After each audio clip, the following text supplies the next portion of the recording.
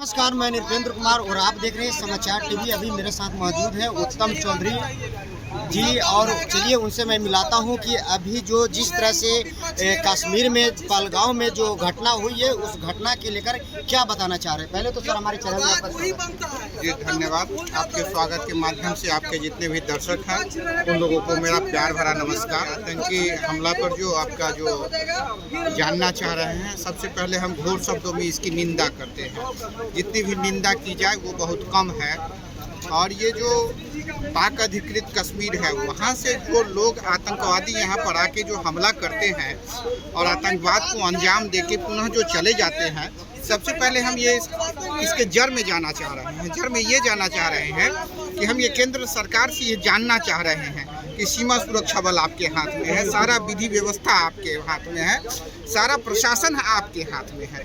जब सारा प्रशासन आपके हाथ में है तब ये सीमा सुरक्षा बल को धत्ता बताते हुए ये भारतीय सीमा में ये आतंकवादी घुस कैसे आते हैं। और घुस आने के बाद जब आपके पास इतनी सारी इंटेलिजेंसी है, सारा खुफिया तंत्र है आपके पास, तो अब ये घुस जाने के बाद आप पता क्यों नहीं लगा पाते हैं। दूसरा, अब तीसरा चीज़ ये है कि आप पता नहीं लगा पाते हैं जब वो आतंकी हमला कर देते हैं और हमला करने के बाद भारत के मासूम लोगों की जब वो हत्याएं कर देते हैं, हत्या करने के बाद फिर वो भाग जाते हैं और आपके द्वारा पकड़े नहीं जा रहे हैं। ये सबसे बड़ी चिंता की बात है। तो ये केंद्र सरकार के 2 दिन बाद तो अपराधी 2 मारा भी गया ना सर। देखिए, वो 2 अपराधी मारा गया, क्या वो सही वही अपराधी है? एक चीज। दूसरा चीज ये चीज है कि अभी जो सोशल मीडिया के माध्यम से ये फैलाया जा रहा है कि फलना आतंकवादी का घर उड़ा दिया गया, फलना आतंकवादी का घर उड़ा दिया गया। हम ये कहना चाहते हैं कि वहाँ पर जो घटना का अंजाम दिया गया है, उस घटना के अंजाम देने वाले में वो अपराधी मारे गए कि नहीं, वो अपराधी पकड़े गए कि नहीं, प्रश्न ये उठ रहा है। आप जो है किसी दूसरे अपराधी को मार के इस घटना को आप लीपापोती करने जा रहे हैं। सरकार की नीति जो है वो चारों तरफ से फेल है। अपराध पर अंकुश लगाना, टेररिज्म पर अंकुश लगाना, कि पैसा का अवमूल्यन हो रहा है, इस पर आपका सरकार फेल कर रही है। विदेश नीति पर सरकार फेल कर रही है। हर मुद्दे पर ये सरकार जो है, केंद्र सरकार फेलियर साबित हो रही है। सर केवल ये ध्यान भटकाने का काम कर रही है। कुछ नहीं होगा। अब मोदी जी अब ऐसे करेंगे जो कि पाकिस्तानी अब ऐसी घटना करने के लिए और इंडिया में आने के लिए उसको सोचना मजबूर हो जाएगा। देखिए, ऐसे मिसाल तैयारी हो गया। हम भी ये चाह रहे हैं कि कोई भी आतंकवाद भारत की धरती पर कभी नहीं आए।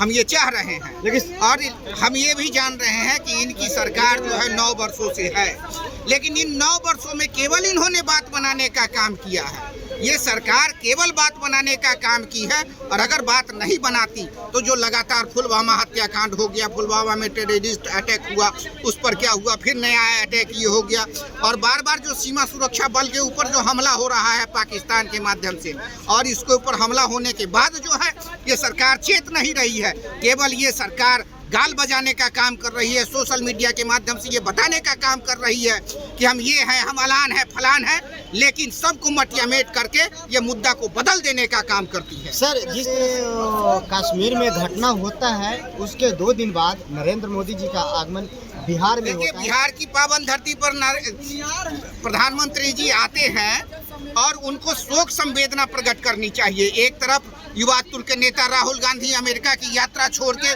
भारत की सरजमी पर आते हैं और आने के बाद जो आतंकवादी हमला में मारा जाता है उन लोगों से हालचाल पूछते हैं, हॉस्पिटल में जाके उनका कुशल क्षेम पूछते हैं, उनका कैसे बेहतर इलाज हो इसके बारे में वो चिंतन कर रहे हैं। और दूसरी चीज जो है, भारत के सत्ता पर आसीन जो सशस्त्र नेता है वो भारत में आके, वो बिहार की धरती पर आके यहाँ पर जो है जन चेतना की बात करते हैं और भाषणबाजी करने का काम करते हैं। हम ये चाह रहे हैं कि ये भाषणबाजी को रोक दिया जाए और भाषणबाजी नहीं हो, बल्कि जो आतंकवाद से मारे गए हैं उनके लिए चिंतन करने का काम करे।